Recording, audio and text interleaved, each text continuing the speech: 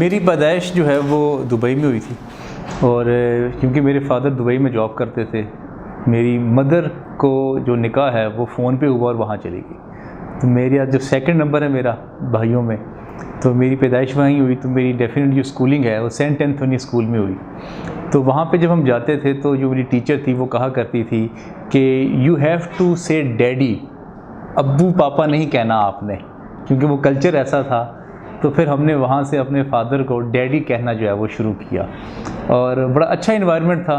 Piece देखा वहाँ पे, सफाई देखी दुबई की, और दुबई की जो आलीशान बिल्डिंग्स हैं उसका मुझे जाने का बड़ा शौक़ था। सी देखा, डेज़र्ट देखा।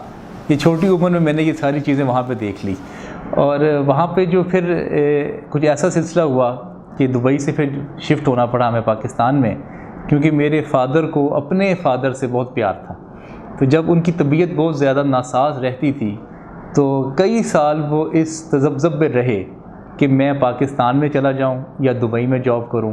तो आखिरकार जब एक दफ़ा खून ने बहुत जोश मारा तो फिर मेरे फादर ने अपने सारे काम को वहाँ से वाइंड अप किया और वहाँ से फिर वो सियालकोट आ गए। तो सियालकोट जब आए तो एक्सपोर्ट का काम शुरू किया और मैं वहीं पे अल्लामा इकबाल स्कूल में मेरा एडमिशन हो गया, जो कि उस वक्त बड़ा एलीट और टॉप स्कूल हुआ करता था सियालकोट का। तो फिर वहाँ से पढ़ाई की। पढ़ाई के साथ साथ जब मैं 9th क्लास में पहुँचा तो मुझे काम करने का बड़ा शौक़ था। तो वहाँ मेरे फादर एक बिज़नेस करते थे और किसी के साथ पार्टनरशिप थी उनकी, इंपोर्ट एक्सपोर्ट का काम करते थे।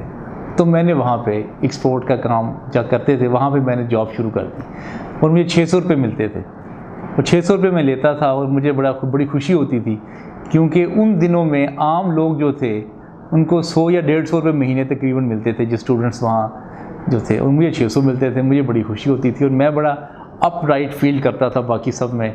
और मैं लाहौर से, सियालकोट से लाहौर, कसूर ट्रैवल भी जो है मैं बड़े आराम से कर लेता था। ज़रा कॉन्फिडेंस था, बल्कि लोग मुझे बचपन से कहते थे मोर कॉन्फिडेंट हो। तो ये सिलसिला चलता रहा। तो मैं दुबई जाने का मुझे बड़ा शौक़ था। मैंने अपने फादर को कहा कि मैं यहाँ पे बहुत ज़्यादा जॉब नहीं कर सकता, आप मुझे दुबई वापस बुलाएं। फिर मैं दुबई जाके जॉब शुरू की। वहाँ अल हफ्तूर मार्बल कंपनी में मैंने एज़ अ जॉइन किया एडमिन ऑफिसर, और साथ साथ मैं परचेजिंग का काम भी सीखता था और स्टोर कीपिंग का काम भी सीखता था। मुझे शौक़ था काम करने का। खुशकिस्मती मेरी ये हुई कि मेरी ज़िंदगी का जो इंटरव्यू था पहला वो मैंने वहाँ पर दिया, और GM थे ईरान के जिन्होंने मेरा इंटरव्यू किया। और उस इंटरव्यू में मुझसे उन्होंने एक सवाल पूछा, कैन यू स्पीक इंग्लिश? मैंने कहा yes sir, of course, not problem for me, I can speak English. तो उन्होंने कहा okay, go to work, your job is done. तो इस तरह मेरा ज़िंदगी का ये एक पहला इंटरव्यू था, क्योंकि मेरे फादर साथ खड़े हुए थे, इंटरव्यू वो करवा रहे थे।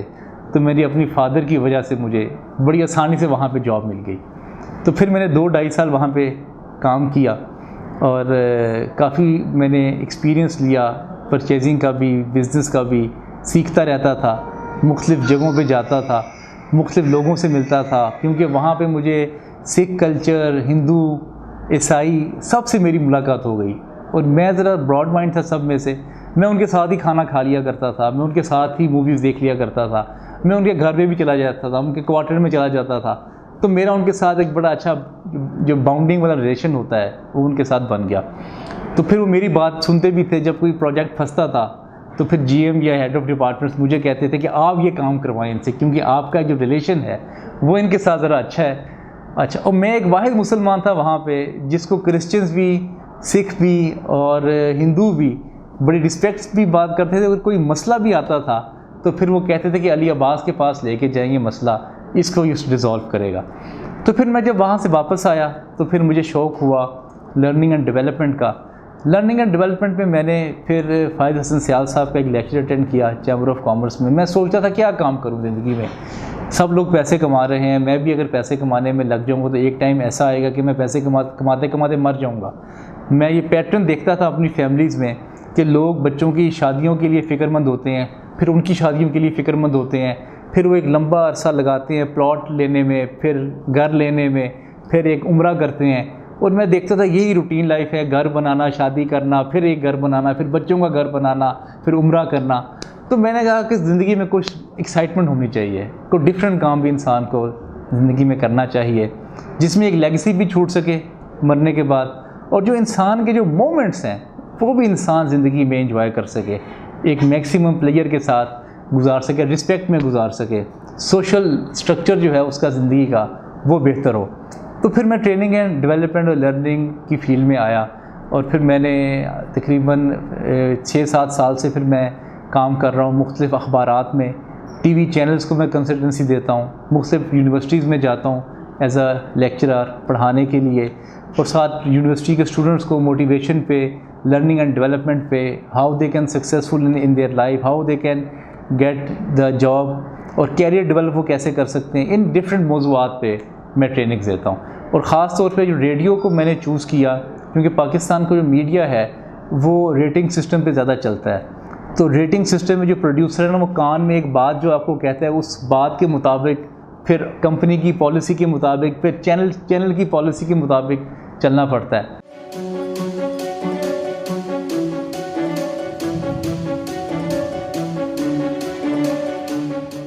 मैं बैक वक्त, क्योंकि मैं डाइवर्सिटी पसंद करता हूँ और मैं ये समझता हूँ कि अगर आप डिफरेंट काम करते रहेंगे तो आपको डिफरेंट वॉक ऑफ लाइफ के लोग मिलेंगे और डिफरेंट वॉक ऑफ लाइफ के लोग मिलने से आपका डिफरेंट एक्सपोजर होगा।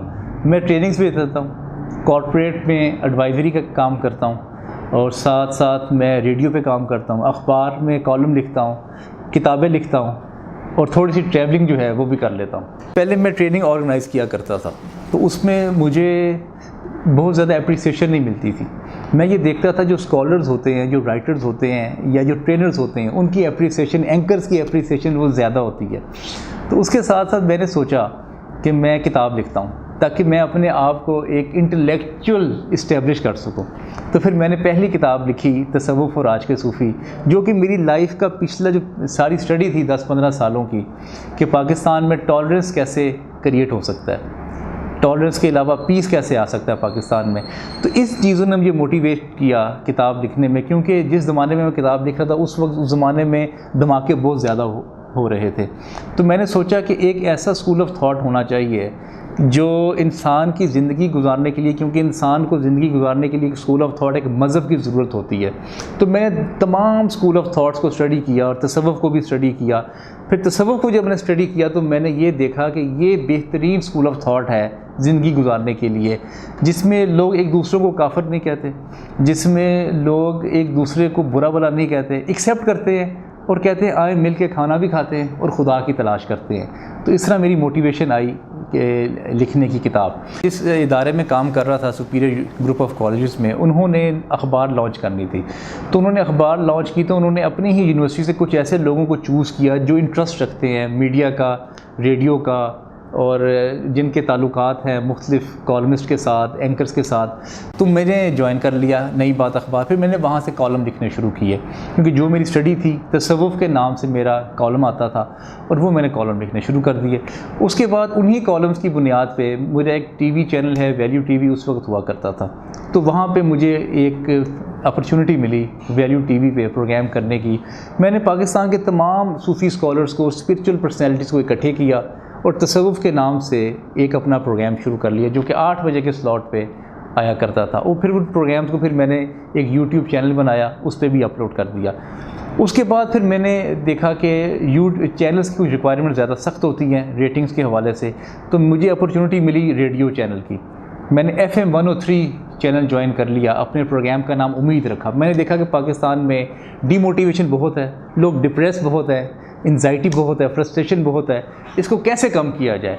तो मैंने सोचा कि जिन कौमों में उम्मीद होती है वो अपने फ़ैसले भी बेहतरीन तरीके से कर सकते हैं, और उम्मीद के साथ साथ तमाम ज़िंदगी की मोटिवेशन और सक्सेस जुड़ी होती है। जो शख्स ना उम्मीद होगा वो ज़िंदगी में आगे नहीं बढ़ सकता। इसलिए मैंने अपने नाम, जो प्रोग्राम का थीम जो है वो उम्मीद रखा, और फिर दुनिया से बाहर भी और पाकिस्तान में भी ऐसी शख्सियात का चुनाव किया जो कि माशरे में उम्मीद उजागर कर रही हैं। तो अब ये प्रोग्राम मेरा फ्राइडे के फ्राइडे आता है 12 से 2, और ये मैं तकरीबन पिछले 4-5 सालों से ये प्रोग्राम कर रहा हूँ।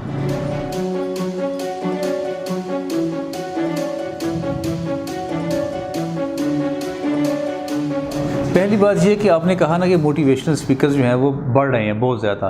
देखिए राहत बाबर साहब, जब भी किसी पाकिस्तान में भी और पाकिस्तान में बाहर भी, जब भी किसी भी प्रोफेशन में कोई चाम नज़र आता है ना, तो लोग उसके पीछे भागना शुरू कर देते हैं। एक ज़माना था बिज़नेस का चाम था, लोगों ने बिज़नेस शुरू कर दिया, बिज़नेस स्टडीज़ करनी शुरू कर दी। फिर आईटी का दौर आया, लोगों ने बग़ैर देखे बग़ैर समझे कि हमारे अंदर ये टैलेंट मौजूद है या नहीं मौजूद, आईटी शुरू कर दिया।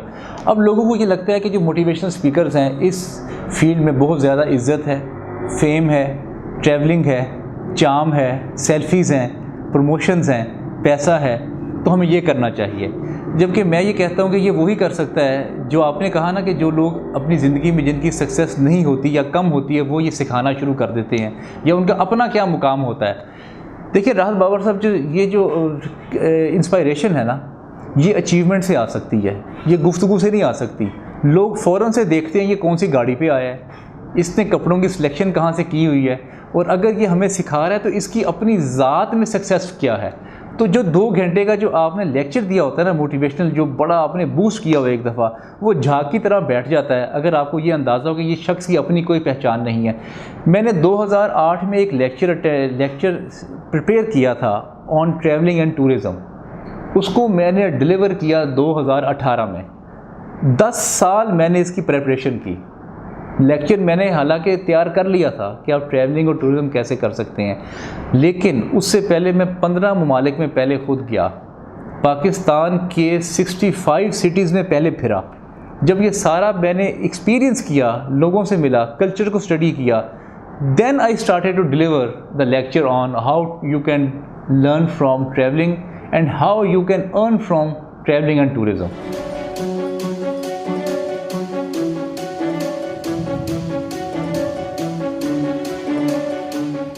मेरे पास कान है।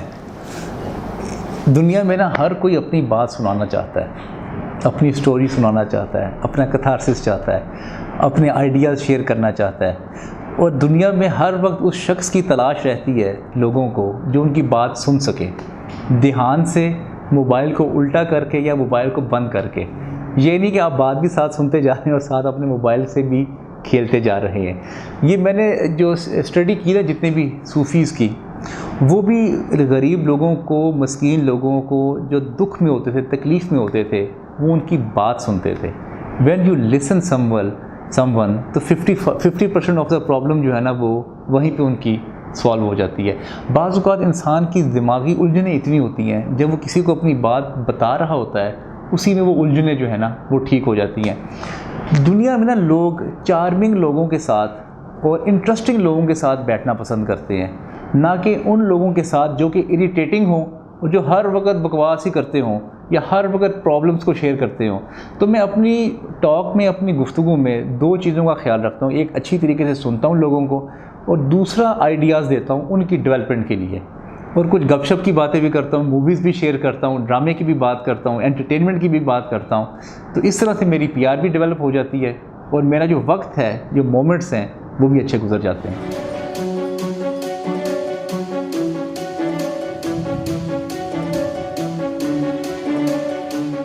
नंबर 1, वो अपनी कंपनी चेंज करें।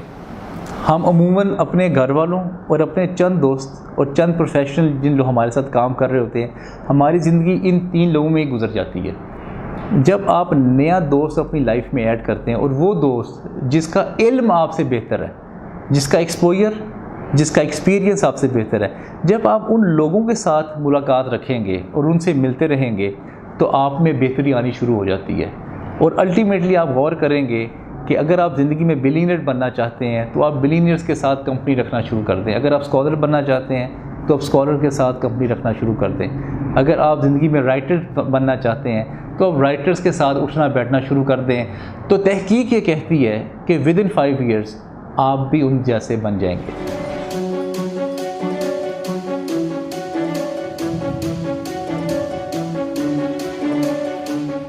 मेरे ख्याल से जिनसे मैं खुद इंस्पायर हुआ हूँ और जो मेरे मेंटोर्स रहे हैं, सबसे पहले फ़ायज़ हसन सियाल साहब, जिनसे मैंने बहुत ज़्यादा लर्निंग ली। उनकी किताब पढ़ी द रोड टू सक्सेस, जिसने मेरी ज़िंदगी में बहुत वैल्यू ऐड की।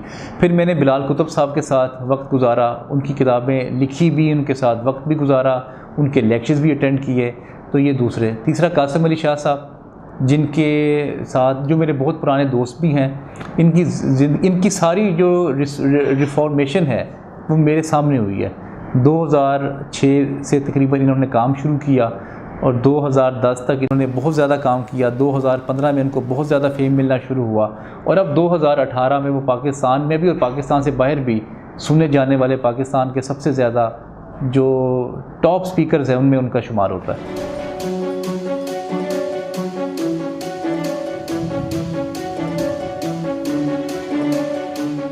देखिए, इसमें जो सबसे अच्छी फ़िलासफ़ी लगती है ना मुझे, वो वासिफ़ साहब की लगती है। वासिफ़ साहब फरमाते हैं कि परेशानियाँ हालात से नहीं, ख़यालात से पैदा होती हैं। आपके साथ ज़िंदगी में जो भी इंसिडेंट हो रहा है या जो भी आपके साथ कोई वाक़या हो रहा है, वो वाक़ये को नहीं कंट्रोल कर सकते आप, उसके रिएक्शन को कंट्रोल कर सकते हैं, अपनी फीलिंग्स को कंट्रोल कर सकते हैं, अपने आप को कंट्रोल कर सकते हैं। तो मैं इस फ़िलासफ़ी पे कायम हूँ कि आप अपनी लाइफ की बेहतरी करते रहें।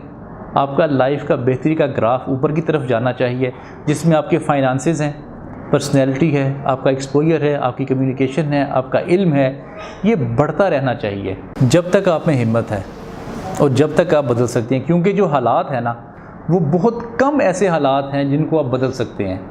गवर्नमेंट्स को नहीं बदल सकते, आप सड़कों को ठीक नहीं कर सकते, आप जो लोड शेडिंग हो रही है उसको आप ठीक नहीं कर सकते, लेकिन यूपीएस घर ला के आप उसका कोई ना कोई सद्देबाब कर सकते हैं।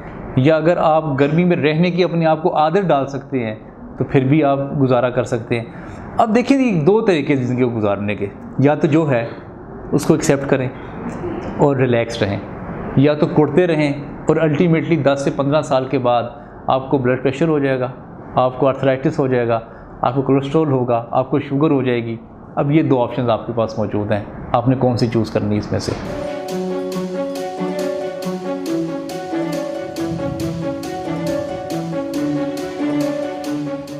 ये बड़ा अच्छा सवाल है और मैं वैसे जो भी बन चुका हूँ, मैं अपनी लाइफ से फुली सेटिस्फाइड, फुली खुश हूँ। और बल्कि मैं एक जगह पे कह रहा था कि मैंने अपनी ज़िंदगी में जो टारगेट्स बनाए थे वो मैंने अचीव कर लिए हैं। अगर आज कल परसों मुझे जब भी मौत आए तो मुझे दुख नहीं होगा, मुझे अफसोस नहीं होगा कि मैंने ज़िंदगी में कुछ खोया है और मैं जो कुछ करना चाहता था वो नहीं कर सका। तो so I have done in my life.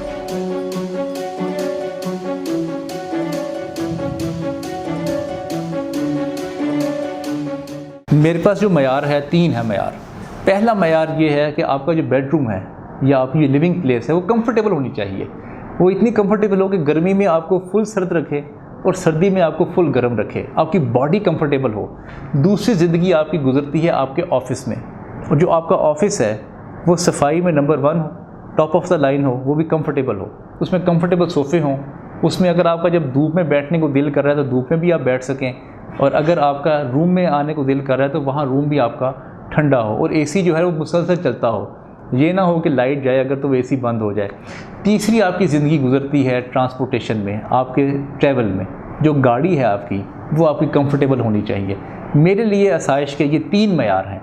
ख़ास तौर पे जिस सोसाइटी में आप रह रहे हो वो सोसाइटी बड़ी सिक्योर हो और साफ़ सुथरी हो, क्योंकि जब आपके बच्चे ने आँख खोलनी है वो आँख एक खूबसूरत चीज़ को देखे खोले, जहाँ पे ग्रीनरी हो, जहाँ पे सफाई हो, जहाँ पे बड़े बड़े पार्क्स हों, जहाँ पे खूबसूरत ज़ू हो, जहाँ पे खूबसूरत मस्जिदें हों, जहाँ पे आपका जाने का दिल करे।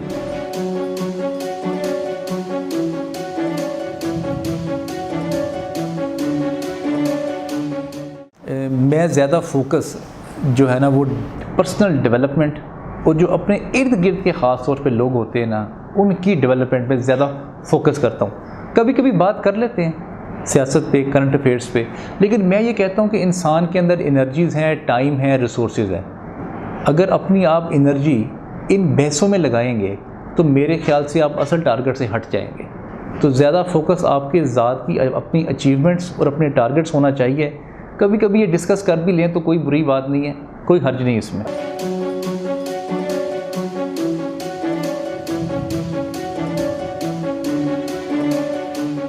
मैं अपना अगला दिन जो है ना एक दिन पहले प्लान करता हूँ कि मैंने किस किस से मिलना है और क्या क्या मैंने एक्टिविटीज़ करनी है। तो मेरा दिन का आगाज़ 8-9 बजे शुरू हो जाता है और ज़्यादातर मेरे पास जो लोग आते हैं मुलाकात के लिए, मैं उनसे मुलाकात करता हूँ और फिर या कहीं सेशन पे हो तो कहीं सेशन डिलीवर करने के लिए चला जाता हूँ। अगर कहीं टॉक शो पे कहीं बुलाया हो किसी ने तो वहाँ चला जाता हूँ, या किसी मैगज़ीन ने इंटरव्यू के लिए बुलाया हो तो वो कर लेता हूँ, या अपने कंटेंट की प्रिपरेशन करता हूँ। जो मैं रेडियो का प्रोग्राम करता हूँ उसके गेस्ट को लाइन अप करना होता है, उनके साथ डिस्कस करना होता है, उनको स्टडी करना होता है। उसको करके फिर मैं मूवीज़ देखता हूँ, जो भी मूवी नई आई हो अपने दोस्तों को इकट्ठा करता हूँ, कहीं खाने पे चले जाते हैं या गपशप लगाते हैं, या मैं अब किसी स्कॉलर की अगर मुझे पता चले कि यहाँ पे स्कॉलर की कहीं टॉक है तो मैं वो अटेंड करने के लिए चला जाता हूँ। तो ये सुबह से लेके रात तक बस लोगों से मुलाकात और अपने लेक्चर्स, प्रिपरेशन, कंटेंट, इसी में सारा वक्त गुजरता है।